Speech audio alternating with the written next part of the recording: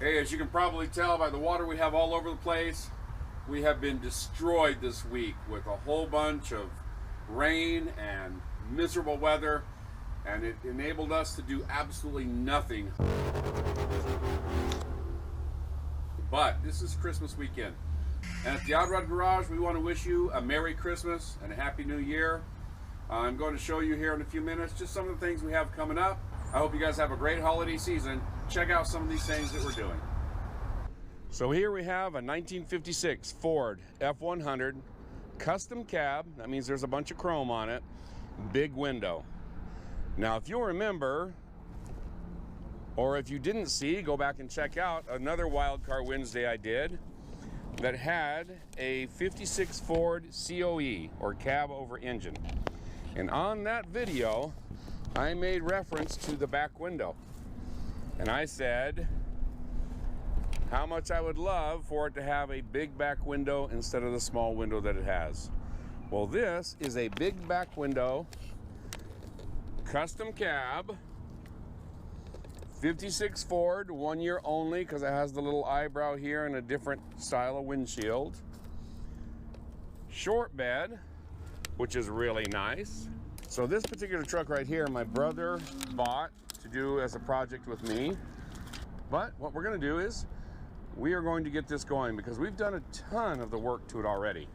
If you look in here, that entire cross member is a Mustang 2 style independent front suspension that's already been installed. We've done a bunch of chassis work to this already.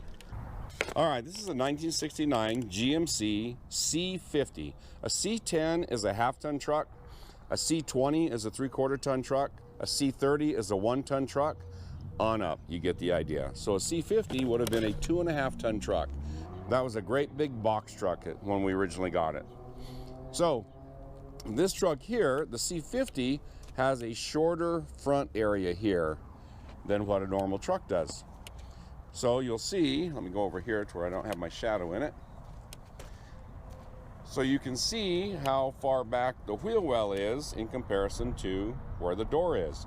See, it's so far back that the door actually had to be notched right here, and that's from the factory.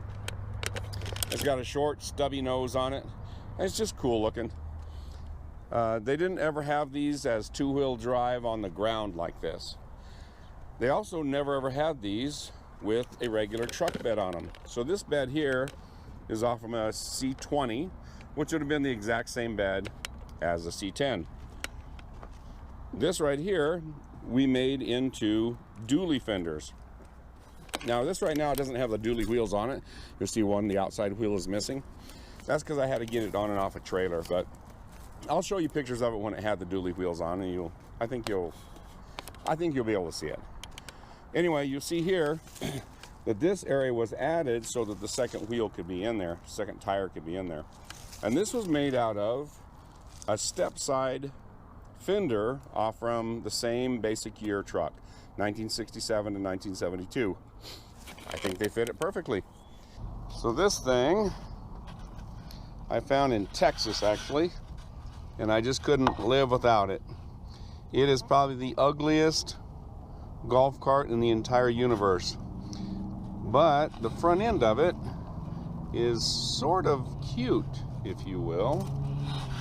I know, I think a lot of ugly things are cute. I'm hoping my wife does too.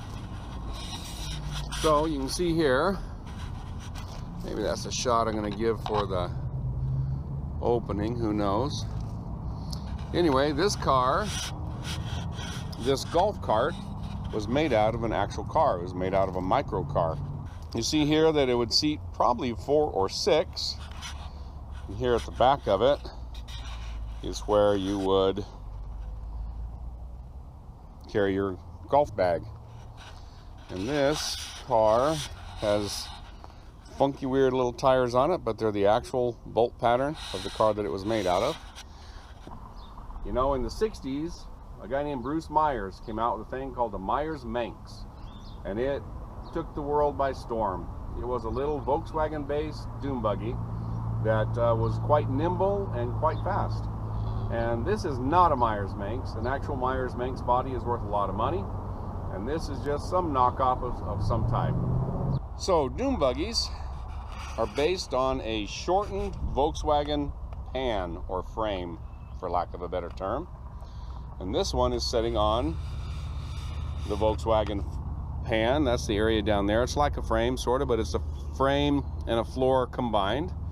That is a really cool spider, isn't it? Hopefully you guys can see that. He's made a home here. We'll have to eradicate him.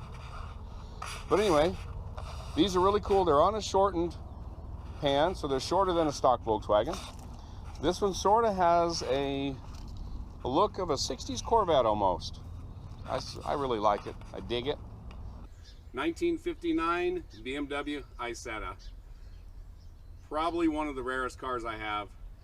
This BMW Isetta was altered in the 70s. It wasn't something I did. I'm going to have BMW people out there screaming at what's going to be done to this car. But it was done way before this had any value. All right, so this little car here is more commonly known as an Urkel car. This body was actually built in a refrigerator factory. It was after the war and to help save BMW, or that was partially responsible for saving BMW. This little car has a single door on the front that opens up, you climb inside, and it's a two-seater. So let me show you what's been done to the back that makes it so that I can alter this car and I'm not cutting something up. So check it out. All right, you'll notice here that they have actually cut off the rear portion of the car and they have grafted in a Volkswagen transaxle and torsion suspension. So this is a stock Volkswagen rear end.